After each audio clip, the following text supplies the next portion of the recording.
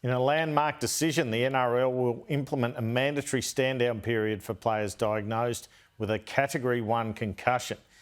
Any player suffering from a brain injury will be sidelined for 11 days, meaning they'll miss at least one match. From round 3 onwards, any player that suffers a concussion either at a match or at training will not be permitted to either play a match or take part in formal contact training at a club for a minimum of 11 days.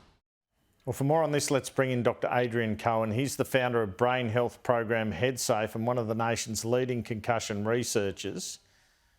An 11-day break for players who get concussed, is that long enough, Dr Cohen? Bottom line is we don't really know what is long enough.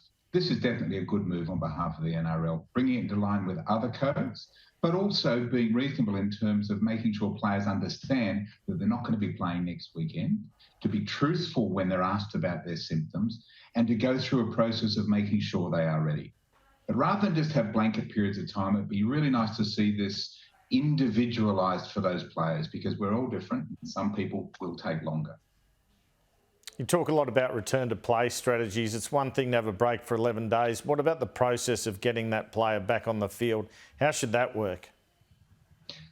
Well, internationally, there is a graduated return to play protocol that starts with, firstly, rest. And that's incredibly important for the brain. That's cognitive rest, it's physical rest. It's not pounding it out in the gym or on the pavement, but just taking it easy for at least that first week. And then gradually reintroducing aerobic exercise, the skills of the game, everything you can do without contact.